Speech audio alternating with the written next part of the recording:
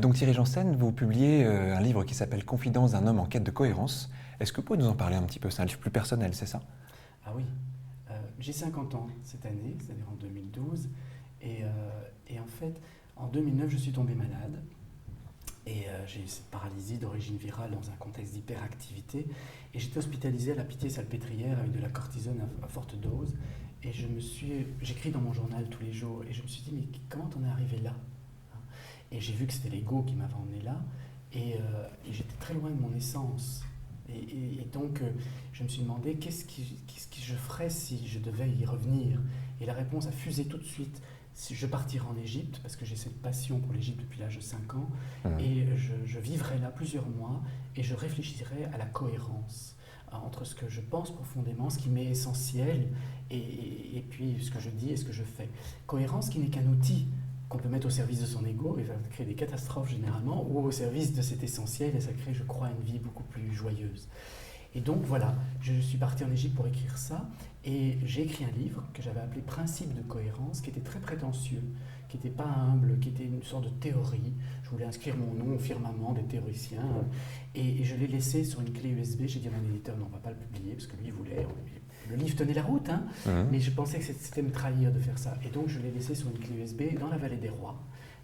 Et là où je vivais, parce que j'habitais tout près, dans les champs, là, j'étais jusqu'à la vallée des Rois, j'ai mis dans la montagne.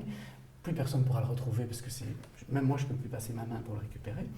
Et 2 ans plus tard, je suis retourné, entre-temps j'ai écrit le défi positif, et puis je suis retourné, début 2012, avec l'ambition de reprendre cette réflexion, mais d'une façon personnelle. Donc ça a donné un récit autobiographique. J'ai parfois peur qu'on croie que ce soit une démarche narcissique, mais ce n'est pas du tout l'enjeu. C'est juste que je crois que la force du témoignage sur des sujets comme ça est beaucoup plus importante que la théorie. Et qu'on peut pas donner des leçons aux gens, on peut juste dire, regardez, comme... Et surtout que vous savez, quand on est dans une posture où on s'exprime sur des sujets, sur l'humain et tout ça, les gens projettent sur vous, ils croient que vous avez tout compris, que vous êtes formidable. C'est pas le cas? Mais non, on a peut-être compris, mais on retombe dans le piège, il faut montrer ça. Parce que c'est le chemin qu'on emmène les autres à faire, donc il faut montrer qu'on est aussi en chemin. Oui, mais de cette théorie va peut-être sortir, de cette expérience plutôt, va sortir une théorie peut-être. Peut-être, mais en même temps, vous savez, c'est pas le but. C'est pas le but.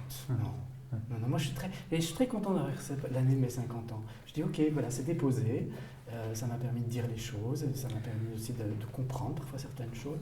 C'est bien. C'est quoi, c'est un aboutissement? Vous pensez que vous avez bouclé la boucle de votre trilogie, puis les confidences, et après j'écrirai sans doute plus des livres comme dans mes trilogies où je me suis rassuré derrière beaucoup de documentation scientifique, parce que vous savez, quand j'ai quitté l'hôpital en quelques secondes, je perdais toute ma légitimité. Je m'étais battu pendant tant d'années pour avoir ce diplôme, ce poste à l'hôpital, ces responsabilités d'enseignement et tout ça.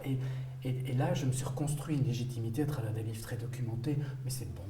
Je ne veux plus m'énerver avec ça. Vous allez vers quoi maintenant? Je ne sais pas. Ça m'est égal, moi je vis maintenant. Mais en même temps, je sais que je n'écrirai... Si j'écris encore, parce que j'ai écrit celui-là en me disant ça pourrait être le dernier. Mais si j'écris encore, on verra bien. Je n'écrirai sans doute plus de la même manière. Et c'est tant mieux, parce qu'on est soi-même en évolution, on n'est pas là pour répéter la même recette qui aurait soi-disant marché. C'est pas ça la vie. La vie, c'est du mouvement, c'est de la transformation, c'est de l'évolution. Et si vous aviez envie que le thérapeute que vous êtes évolue, vers quoi vous voudriez qu'il évolue absolument? La cohérence? Le sens? Plus de cohérence, plus de sagesse, plus d'apaisement, et moins de mouvement. Beaucoup de mouvements intérieurs, mais pas trop de mouvements extérieurs.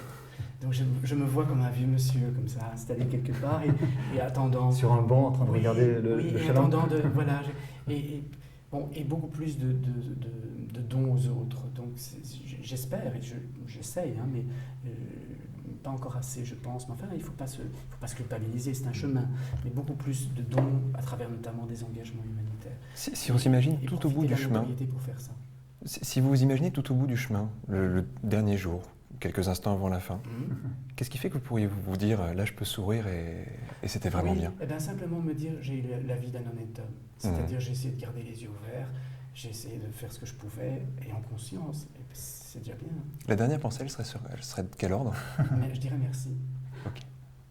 Ouais, je dirais merci.